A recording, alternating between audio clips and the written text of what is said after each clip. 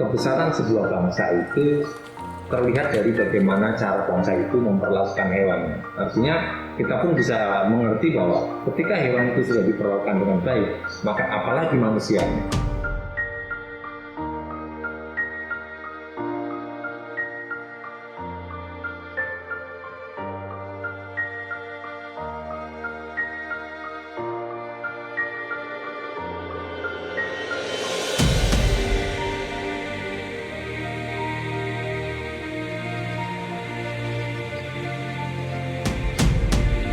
Terkait adanya badai Seroja ini, PDHI NTT menyalurkan bantuan dari teman-teman dokter hewan dan para pecinta hewan di seluruh Indonesia.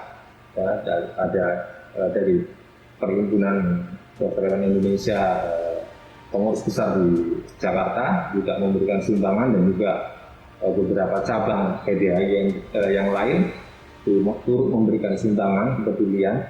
Dan kita sudah distribusikan kepada masyarakat, kepada dokter hewan yang terdampak juga. Jadi selain dokter hewan, kepada dokter hewan yang terdampak sendiri, juga kepada masyarakat. Seperti misalnya masyarakat yang rumahnya rusak atau mungkin tentu setelah longsor ada yang kesulitan sembako, ya tentu kita berikan dalam bentuk bantuan sembako. Dan juga sempat kemarin kita memberikan bantuan charger HP yang bisa dipasang di motor itu untuk supaya bisa tetap lancar berkomunikasi baik dengan keluarga maupun dengan masyarakat yang membutuhkan pertolongan dokter hewan, ya karena mungkin ternaknya ada yang sakit atau bagaimana, sehingga dokter hewan juga kita supply dengan charger motor, ya. Mengingat listrik sempat putus beberapa hari, ya. Jadi kemudian juga kepada mahasiswa FKH yang juga nggak bisa ngecas HP, ya, gitu. Itu juga dukung itu dengan charger yang bisa dipasang di motor, gitu. Jadi supaya mereka tetap bisa barangkali mengikuti perkuliahan sambil menunggu jaringan listrik kembali normal. Kemudian beberapa hari yang lalu memang dokter hewan juga turun untuk memberikan pertolongan kepada hewan-hewan yang terdampak. Jadi artinya tidak hanya fokusnya kepada manusia, tapi juga hewan juga merasakan penderitaan. Dan sebagaimana profesi kami memiliki semboyan, manusia meliga satwa sewaka, jadi kami berusaha menyejahterakan, menyehatkan hewan demi kesejahteraan manusia. Artinya ini hewan ini mungkin yang tidak tersentuh oleh para yang mungkin donatur, ya, atau mungkin pemerintah juga mungkin belum fokus pada hewan, sehingga kalau hewan itu menderita atau ada yang mati, mungkin pemiliknya merasa sedih, kemudian mungkin merasa rugi juga kalau ternak itu, ya. Jadi setelah masyarakat merasakan kerugian material, mungkin rumah rusak, apalagi ditambah lagi ternaknya mati, kan ini juga menjadi tambah berat beban mereka, sehingga dokter hewan merasa perlu untuk memberikan penyelamatan terhadap hewan-hewan ini dalam bentuk pengobatan maupun memberikan pakan, ya, pada hewan-hewan yang terlantar setelah badai. Secara umum nasib hewan itu sebetulnya tergantung oleh masyarakat juga, ya. Jadi kalau masyarakat sudah pulih, tentu hewan juga sudah mulai bisa diperhatikan. Tapi dalam masa pemulihan ini, ya, masyarakat juga supaya kembali normal setelah badai, ya kita bisa support dengan bantuan pakan. Tentu kalau semua hewan di NTT ini kita berikan pakan, itu kita nggak mampu, tapi paling tidak kita berusaha memulai. Mudah-mudahan nanti ada pihak-pihak lain yang mulai tergerak dan mengetahui aktivitas kami, kemudian memberikan donasi. Mungkin FKH juga melibatkan mahasiswa dalam kegiatan-kegiatan sosial setelah badai. Namun kita juga berusaha memberikan edukasi kepada masyarakat bahwa bangkai yang hewan-hewan yang mati karena badai ini segera dikubur, ya, karena itu nanti akan menimbulkan mungkin lalat dan juga menyebabkan penyebaran bakteri, gitu. Jadi tentu lebih cepat dikubur akan lebih baik. Ini meliputi yaitu tadi pembagian sembako, kemudian bantuan perbaikan rumah, dan juga yang untuk hewan-hewan penyelamatan hewan itu sebetulnya kita didukung juga oleh dari Jakarta ya, ada komunitas pecinta hewan ya, Jakarta Animal Network, dan juga ada Stray Cat Defender,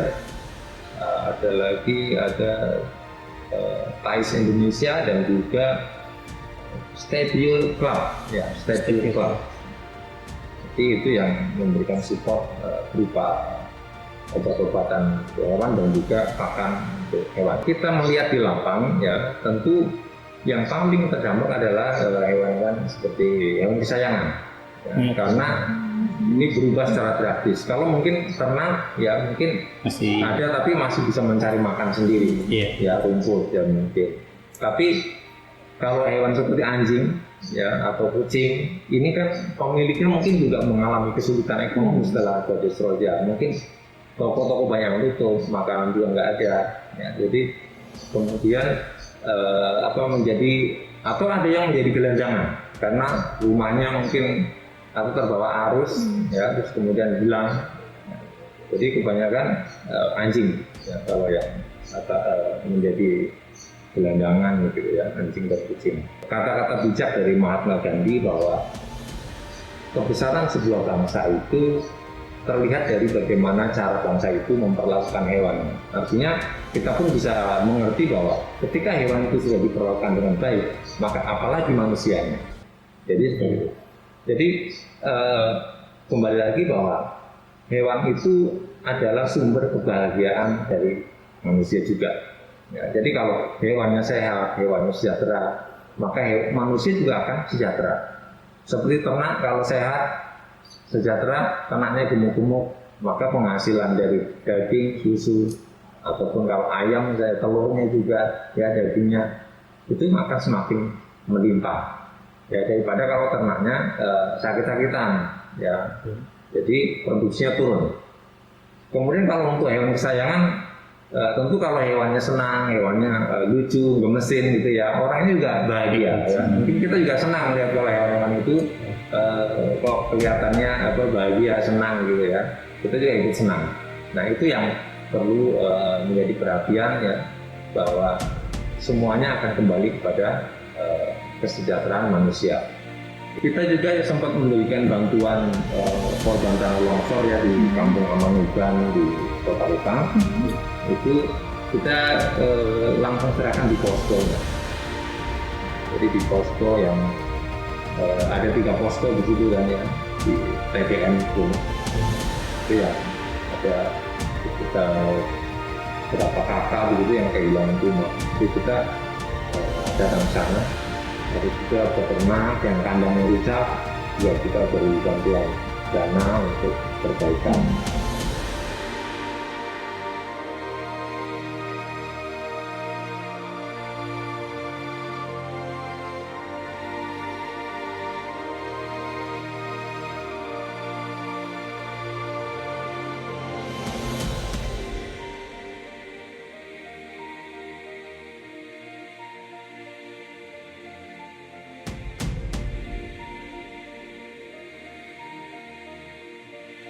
Nah, yang kita sudah bantu untuk distribusikan untuk di Kota Kupang itu saya membantu untuk mengkoordinir bersama dengan rekan-rekan sejawat dan juga ada beberapa relawan, dan kemudian donatur juga memberikan bantuan kepada beberapa wilayah di kabupaten yang lain seperti Kabupaten Malaka, Kabupaten Flores Timur, kemudian Kabupaten Lembata, dan dalam waktu dekat akan diberikan kebantuan ke Kabupaten Kupang. Saat memberikan feeding atau pemberian bantuan makanan bagi hewan-hewan, masyarakat sangat antusias menerima dan membantu kami pada saat kami memberikan feeding.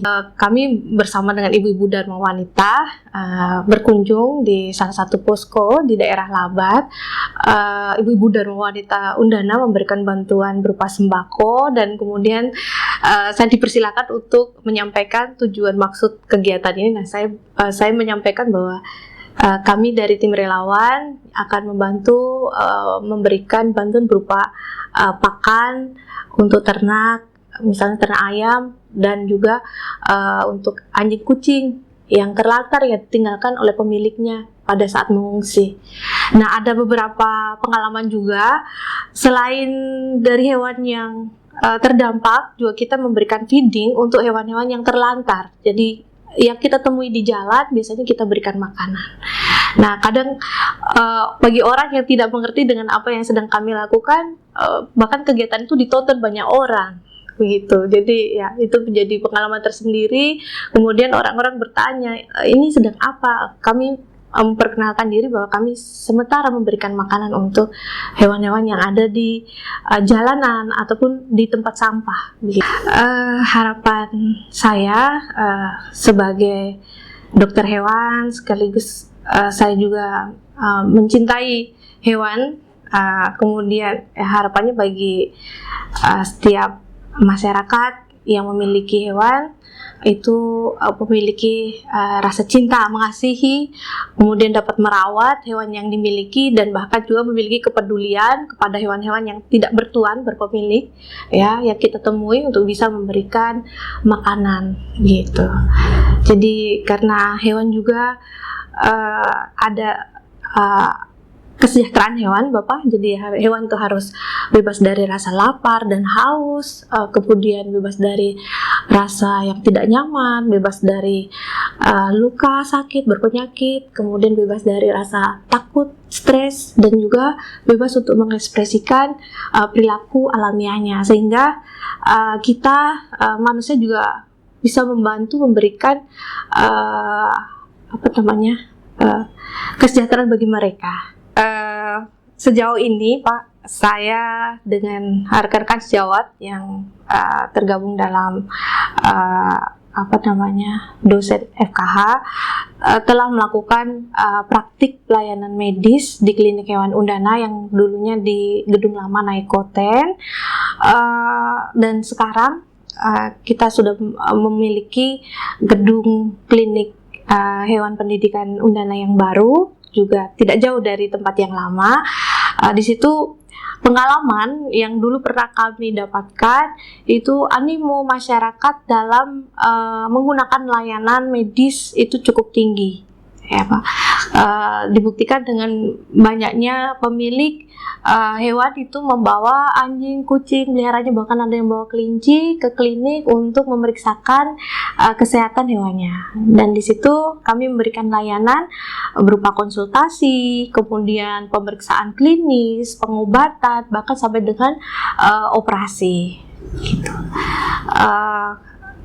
Untuk fasilitas yang saat ini tersedia di klinik hewan pendidikan, kita sudah memiliki bangunan, kemudian peralatan yang menunjang diagnosa yang sudah cukup lengkap, ya. Ada USG, kemudian ruangan operasi yang begitu representatif dengan adanya instalasi ruang anestesi, ya. Kemudian ruang rawat inap dengan fasilitas-fasilitas yang cukup lengkap.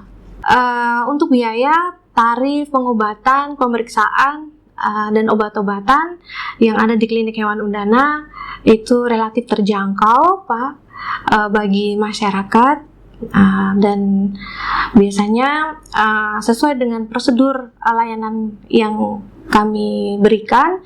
Biasanya pasien atau pemilik dari pasien akan diinformasikan terkait tindakan yang akan dilakukan dengan biaya yang akan dibebankan kepada pemilik hewan. Jadi semua informasi akan disampaikan sebelum dilakukan tindakan. Kami mengucapkan terima kasih kepada para donatur yang telah menggalang bantuan. Di sini ada 4 komunitas atau yayasan pecinta hewan. Yang pertama dari Jakarta Animal Aid Network, kemudian Stray Cat Defender, Stay Purclub dan TAIS Indonesia yang telah bekerja sama bersama dengan PDHI, Perhimpunan Dokter Hewan Indonesia Cabang NTT, bersama dengan para dokter hewan dan juga Fakultas Kedokteran Hewan Undana yang telah bekerja sama secara sinergis membantu menyalurkan bantuan bagi hewan-hewan yang terdampak badai saroja di beberapa wilayah NTT.